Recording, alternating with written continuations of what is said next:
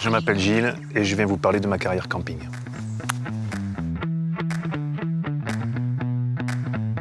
J'ai un oncle historiquement hôtelier dans les Alpes qui a un frère ici, vigneron.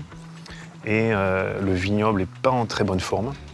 Et on a l'idée de créer un établissement touristique qui va avoir pour objectif de commercialiser le vin en direct producteur. Donc ça, c'est l'histoire de notre établissement. Et donc, on ouvre en 2006 en 4 étoiles et ça fonctionne direct. L'histoire, ce fil conducteur qui est toujours le même aujourd'hui, fonctionne depuis 16 ans. Effectivement, on a commencé les 2 premières années en famille. Donc il y avait mon frère au restaurant, ma maman a travaillé à l'épicerie, ma tata était au ménage. Bon voilà, on n'était pas tous très qualifiés. Quand moi j'ai pris la direction, on a quand même décidé de partir sur des postes quand même qualifiés. Il a fallu recruter. C'est grâce à un nouvel outil. Avant, on faisait tout à la main, c'était au classeur. Moi je crois énormément en cet outil.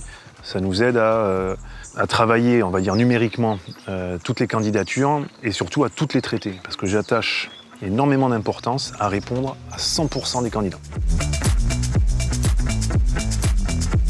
C'est vrai que l'hôtellerie de plein air, il faut quand même s'en souvenir, c'est finalement énormément de métiers, mais on travaille tous ensemble. Donc les passerelles, elles existent toutes. L'humain avant tout. Ça, c'est la première chose. La seconde chose que je leur dis tout le temps, c'est fais-toi plaisir, avant tout, et partage ce plaisir avec les clients. Je leur laisse la liberté de déjeuner avec un client, de prendre un café, d'aller aux piscines sur leur temps libre, à partir du moment où ils laissent la priorité à la clientèle. C'est même un document contractuel.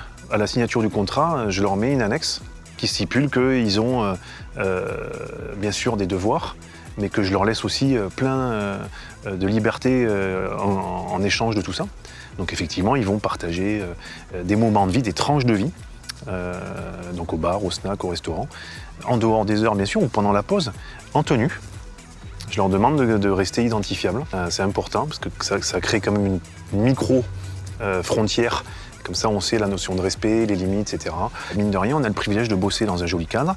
On crée des vacances. Donc les gens, ils viennent ici, ils ont bossé toute l'année, ils ont mis 2000 € de côté. C'est sûr que quand ils vont venir les dépenser, si tout le monde fait la tronche, c'est pas bon, quoi.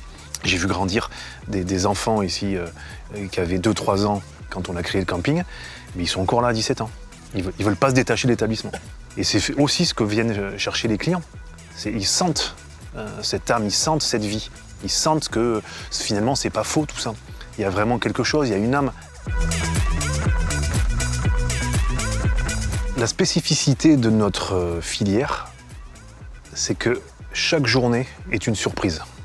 Bien évidemment, il y a le fil conducteur du quotidien, mais chaque journée va être différente de la précédente.